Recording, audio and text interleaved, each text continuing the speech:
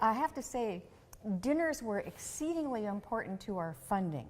So the way we got that first $1.5 million was over a dinner. And what I served at that dinner was bouillabaisse. So we had bouillabaisse and wine and homemade French bread and salad raised in my garden, and that got us $1.5 million. $1.5 million meal. Mm-hmm. Jill Severn, and I'm a member of the board of Panza and a volunteer here at Quixote Village. Panza is named for Sancho Panza, who was Don Quixote's servant and sidekick. Panza is the nonprofit organization that supports the village and supported Camp Quixote in the past.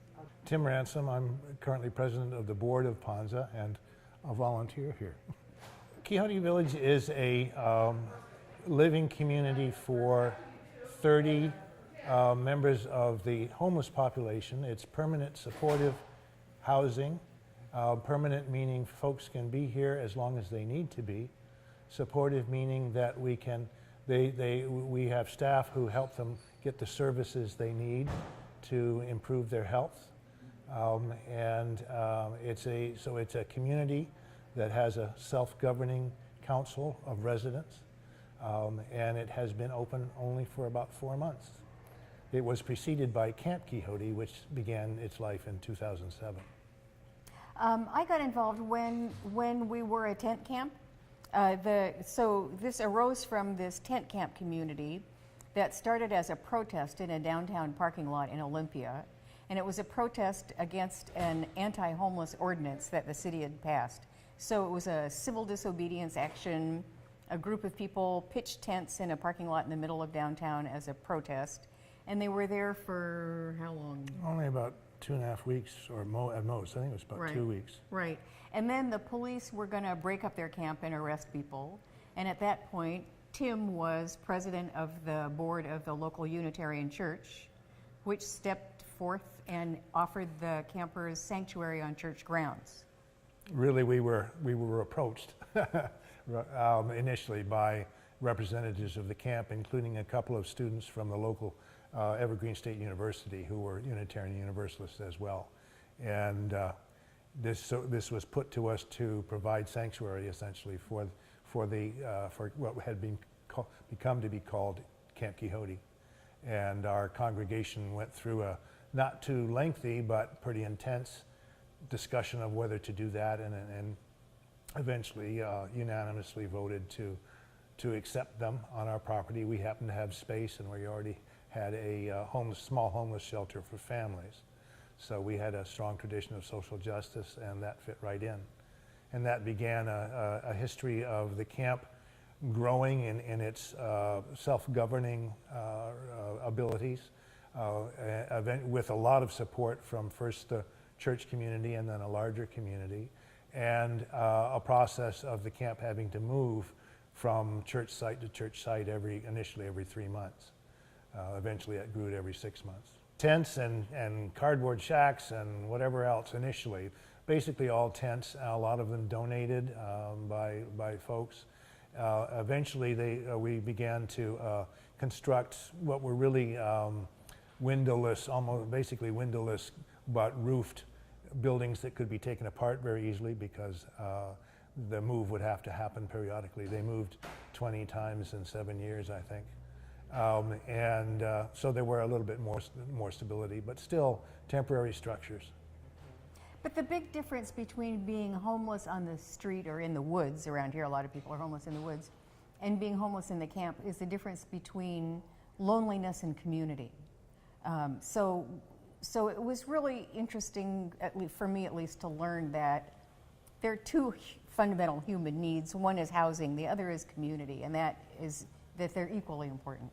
And then as they move from church to church, even though there was pretty high turnover in the camp, I mean, we actually did a data analysis once, and the average length of stay in the camp or the median length of stay in the camp was 10 months. So even though there was a lot of population turnover in the camp, over time, that sense of community remained very strong. That tradition of community was very strong. Well, the original founders of the camp did not intend to be a tent camp for 7 years, which is how long that lasted. Their original vision was to build themselves a village. And they had this idea of having tiny little houses and then a shared community building that would have a kitchen and showers and laundry facility, which is, in a sense, exactly what we've built. And the self-governance piece really started out as needing to establish rules for living in the camp.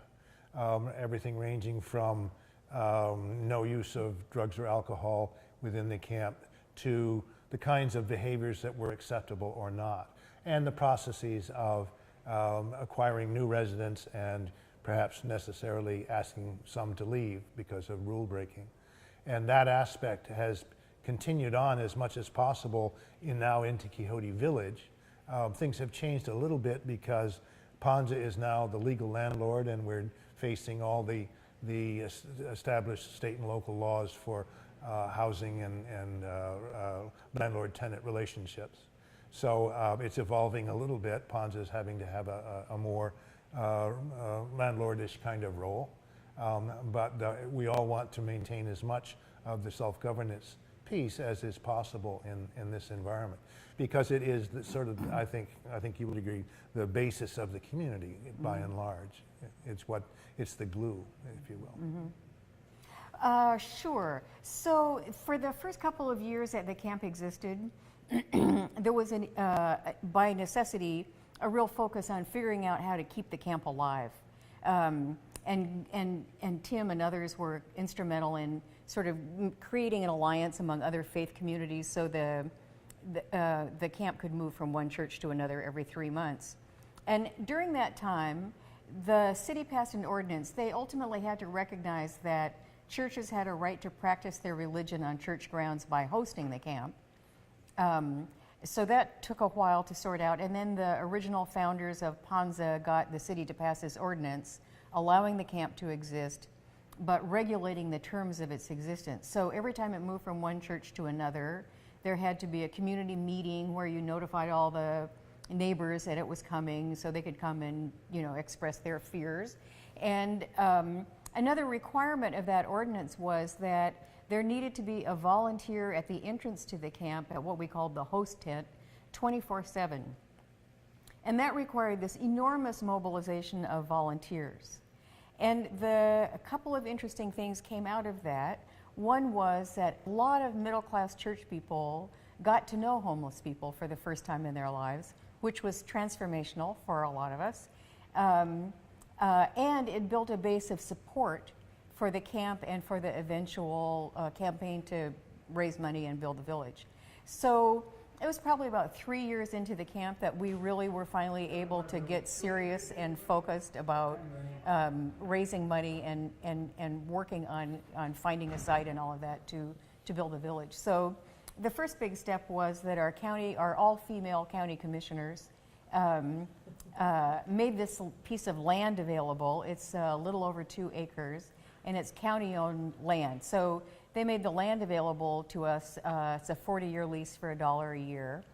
And then we went to our local legislature.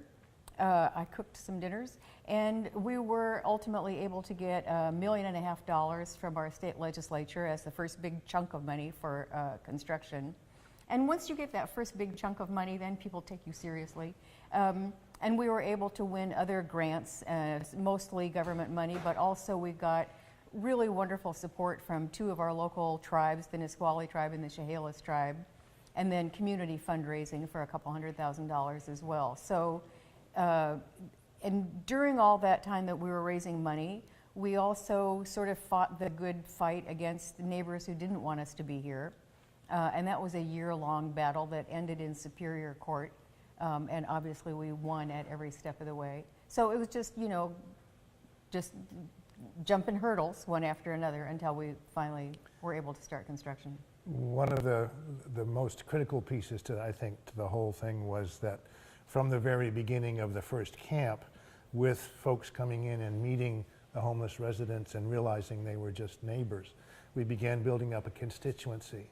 And a big part of that was the steps through the legal processes with actually 3 towns and the county to get them all to recognize our legal right to have an encampment And that meant a lot of interaction, first with staff and then with elected officials, which by the time we needed to ask for money had cemented those relationships. Staff in particular was very important to that.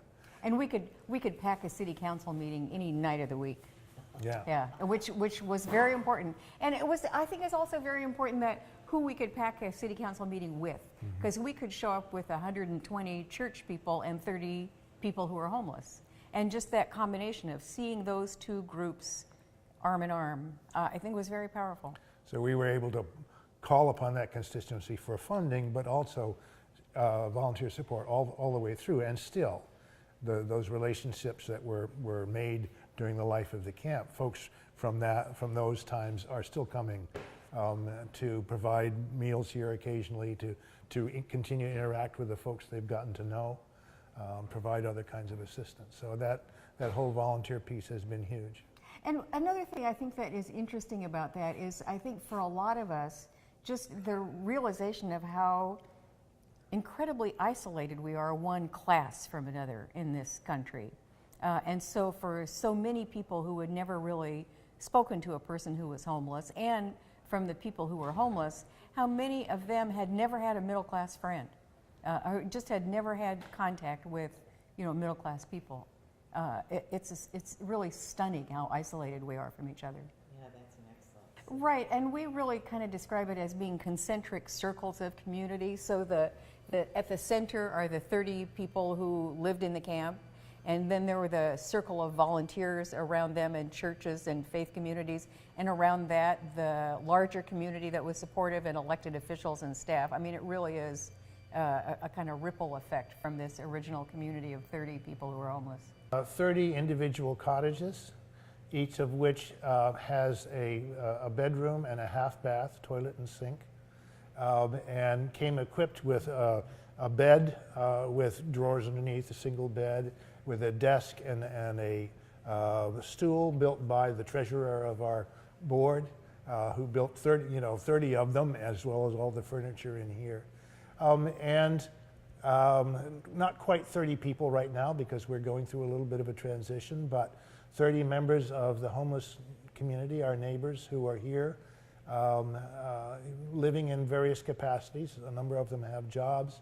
Others are dealing with their substance abuse and or mental health issues actively with the help of staff. We now have a full-time program manager and I think at this point, 6/10 time resident advocate, whose job it is to help the residents get the services that they are entitled to, as well as benefits. And you'll find a bunch of gardens out there, one in particular quite large that our resident Sharon is in charge of. She's one of those green people that will grow everything. It's going to be very beautiful, as well as individual gardens in front of each cottage. And then, of course, this building, which is the community building, which contains everything else pretty much they need, from showers and more baths to laundry, full kitchen, living area like we're in, mailboxes out front, a huge piece for someone who's been homeless for a long time, and offices and so on for staff. The interior is 144 square feet. In the standard cottage, we have two that are ADA, what's the word I want? Accessible. So they're about 10 square feet bigger. Plus there's 10 square feet or so of front porch. The cottages were designed largely by a group of residents and working with our architect and members of the board like Jill.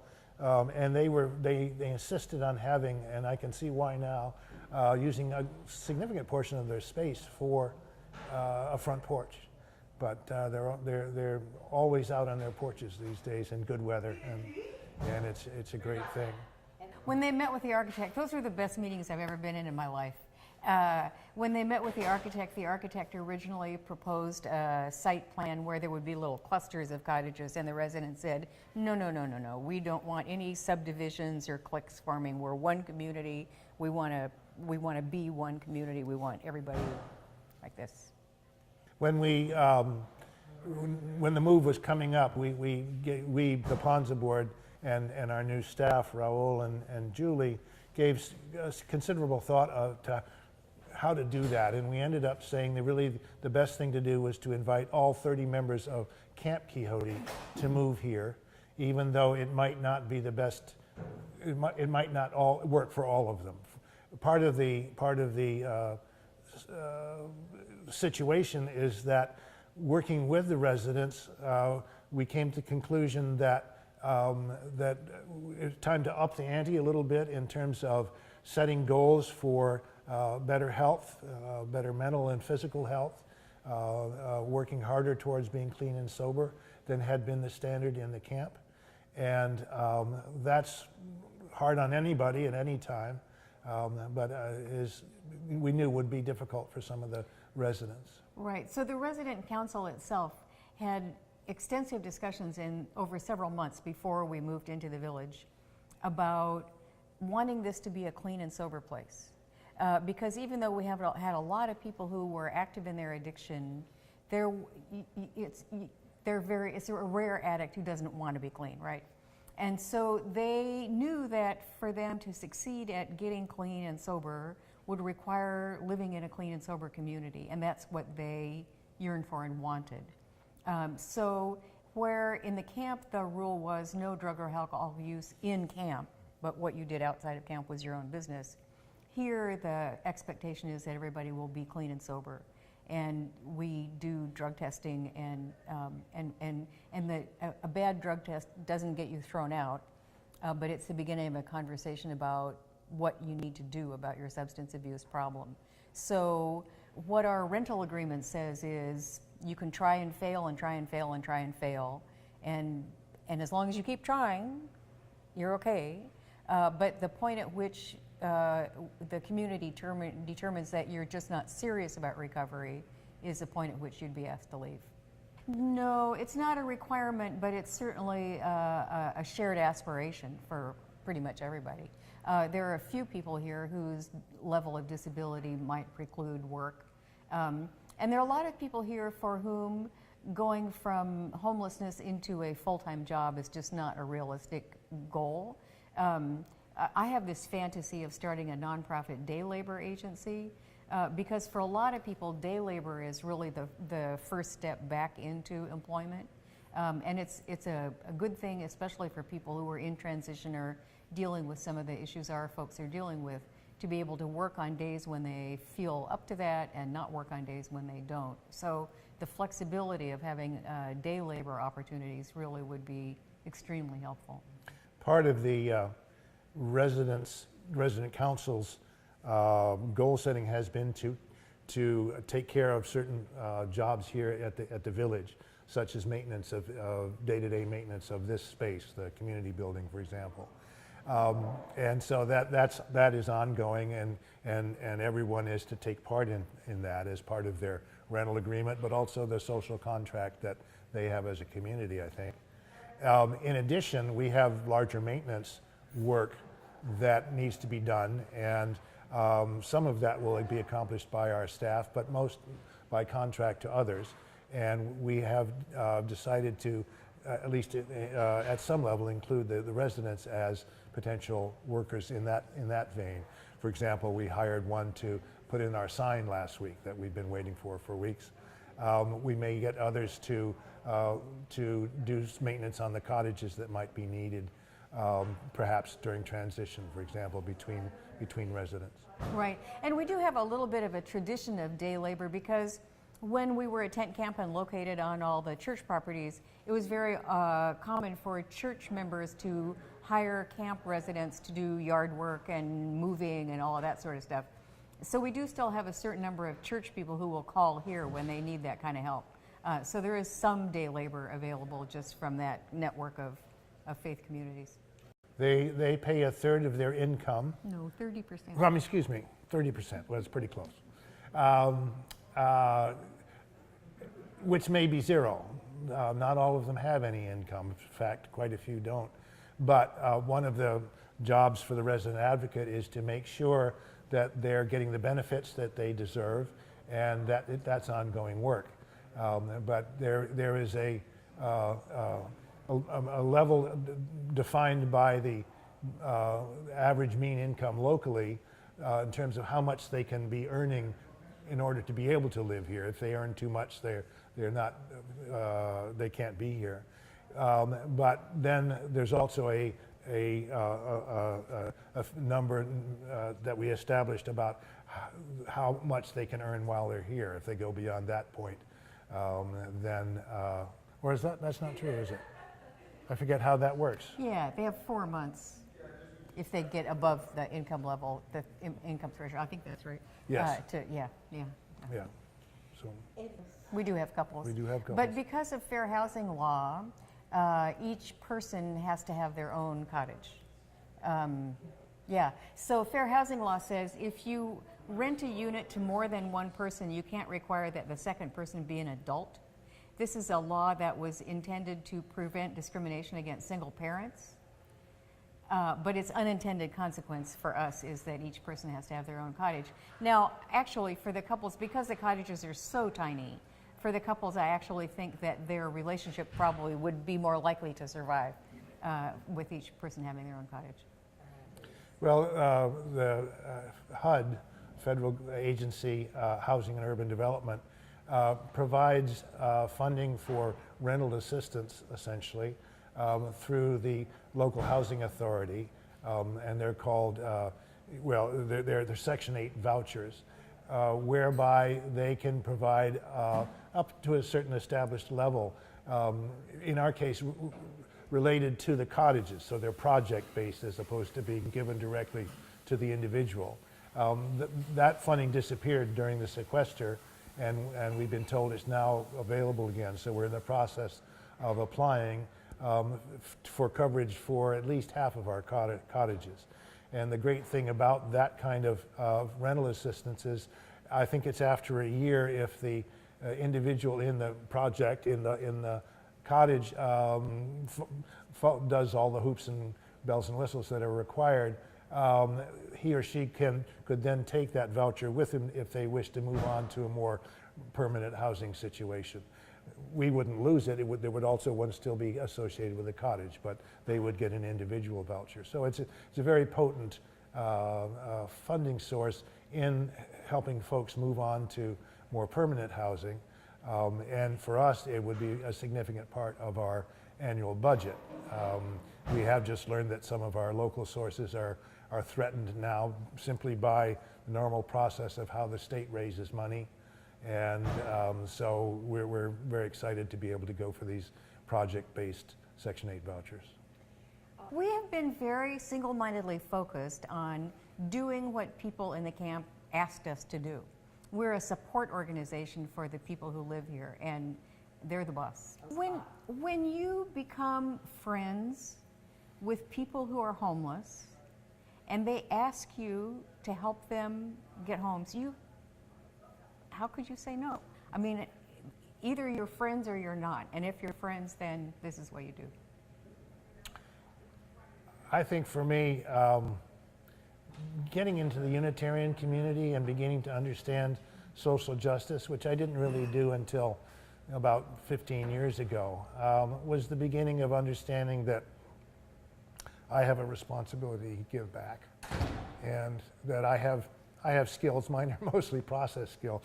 Jill's the camp mom and I'm the camp accountant, so to speak. That I can use those skills to make the world more socially just. And I happen to be, well, I suppose it's more of a karma thing. I was president of the Unitarian Universalist Congregation Board at the time that this process happened. And once I got sucked in and met those same people, you know, that's what she wrote. What does being camp mom mean? You know, I was actually very surprised when people first started referring to me as the camp mom. But I realized it's because everybody needs a mom. And that's what they needed from me, was a little momming. And I think it really started because we sort of had this tradition of Saturday breakfast together. I started just showing up every Saturday and cooking breakfast. But I do think it means that, you know, what moms do, which is total acceptance, high expectations, and a certain amount of nagging. Yeah, I think that's what moms do. Okay, I'm Sharon Wilson.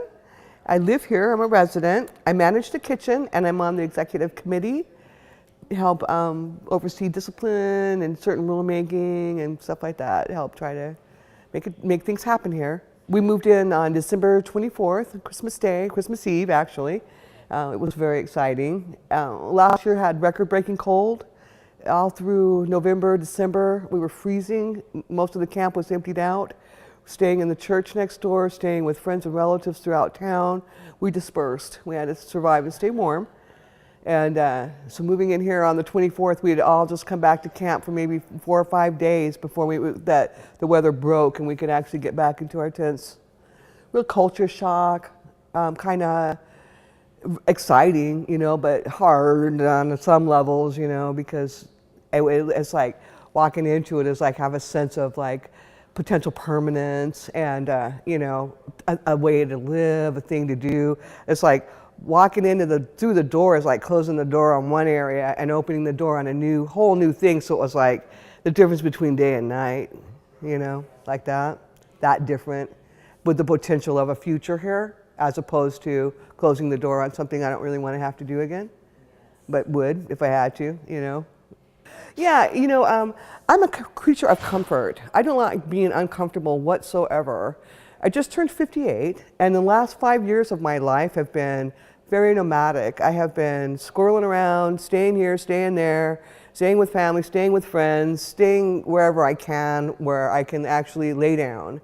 I need to be comfortable in my body. It hurts. I have arthritis. I have various, you know, physical issues. And so it's really important to me to be able to keep my feet out in front of me, have a soft back to lean on. And that's pretty much how I like to be. And so when I came here, I'd been staying in a really small little camper with one of my friends.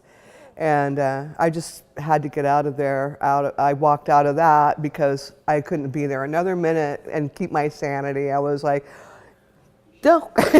I have like one way I like to have things really tidy and make sense to me. And some, you know, my friend is different. You know, she does a whole different way. And so we weren't compatible like that. You know, trying to coexist in a small area, and I had to get out of there, and I did. And I went straight from there. I had like 5 days of wandering around until I got into Camp Quixote. Now that we have the garden up and out there, I like to start my day there. I like to fall out my door and into the garden. I love gardening, I always have. You know, I just don't feel like life is complete unless you're growing something or taking care of some other life force. I don't care if it's a plant, an animal, you know, your sick granny, whatever, you know, that you need to give out to another life force.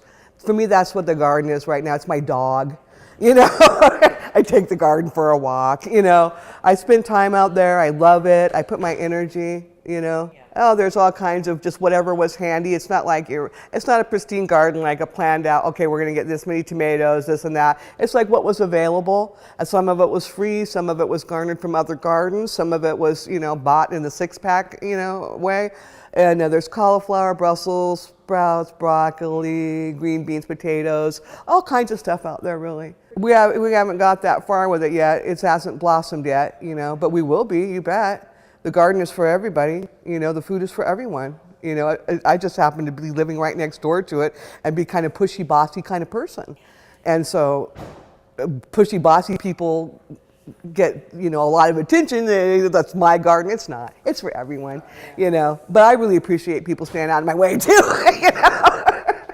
But one person here that has done all the physical labor of it, because, you know, I can't do that, is Shane has done all the, he went and just did all the turning of it and everything, made all those beds. You know, he's just like a maniac with a shovel. It's like what he does. It's like so cool. You know, you find a person's strong point and you let them loose on that. Yeah, executive committee. And then we have resident council as the full body of our residents. Executive committee is five 5 people and 2 backup, like something like that, when we can get everybody together and have that many people doing it, you know. We're kind of fresh with all that. It's we're kind of still learning it, yeah, trying to figure out what are we doing, really. It can get a little bit confusing because we've got resident council rules, we've got executive committee input, we've got PONSA rules, and I think like the way I see it is like executive committee should be kind of blending these things, but it's kind of hard, because the resident council, being the body of residents, has a very huge voice. They're like real loud, about, we want and we don't want and we will and we won't, and so, then you have, they bring that kind of like we get a lot of that information and try to, and like work between the two and come up with solutions, that everyone has to agree on, because we do have we try to have a democracy, like a voting situation here when we come up with to try to fix issues. We put it out for the resident council, say like, okay, here's an issue. Excuse me, I got dirt in my eye. Here's an issue, say, shoes and socks, shoes and shirts in the kitchen or no? Is it a rule or no? Well, half the people are going, you know what, I live here, and if I want to come in the kitchen and get a cup of coffee before I get fully dressed, leave me alone. And other people are like, I don't like your big hairy feet, out in my kitchen, One person asked me, one of our visitors said, do you know everybody here? Well, yeah, yeah. Oh, in here is awesome. People can come in here with their laptops and access some Wi-Fi in here. In the cold, we had fires, we got games. People come in here and just lay around. People actually come in here and lay on the couch and read like they were in their own living room, and put their feet up and take a nap in the chair and stuff like that. It's really, this room to me is like very cozy and very homey. And some residents are like, oh, that's not for sleeping in. But to me, it's like, one of my favorite childhood memories was falling asleep on the couch amidst the noise of my family, how comforting that background was. And so when I see somebody in here just like I know has a hard time sleeping otherwise or whatever, because we know so much about each other, I don't have any problem at all finding somebody asleep in here. In fact, to me, it's like, it just speaks to the comfort level, yeah. I have family here in Olympia. I've got a 10-year-old grandson, who just totally rocks my world. And I've got my own children. I've got friends here that I've had forever. And so I don't have really, I'm 58, I'm retired from work. My body's betrayed me, on so many levels, And for me, this is just like, what I'm doing right now. And like I have a dream, my dream would be to like be on smaller acreage, more controllable, maybe with 4 or 5 other people building on a very much smaller community. But I love community. I've always had extended households. I can't remember a time where I just lived alone or had, just my own little family. I've always had other people there. And for me, it's been my whole life. Like I said, even as a young adult, I always had other people in my home, A lot of homeless people in my home. A lot of people don't have nowhere else to go, nothing else to do, and just hitting the skids. It's like, yeah, you can come and stay for a while, and if we can help you get up, we can. And if not, there'll have to be this depressed mess elsewhere, But let's give it a try, And so I've always been like that. Yeah, this has always been what I've been aimed at, And like this is just to me big. And like I said, if I could come across property where I could pull this off on a smaller level, I think would be just my dream come true.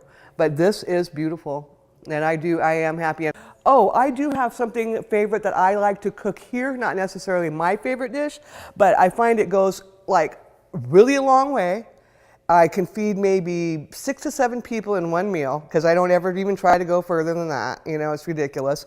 But I like to put a roast beef in the oven, and then we've got a big baking pan, and I like to put parsnips, carrots, potatoes, Brussels sprouts, all that, doused in olive oil, and roast that on the side. And that way, like I said, it goes a long ways with all those vegetables. You fill up your plate with vegetables and a little roast and walk away, My pleasure. I hope I was helpful to you.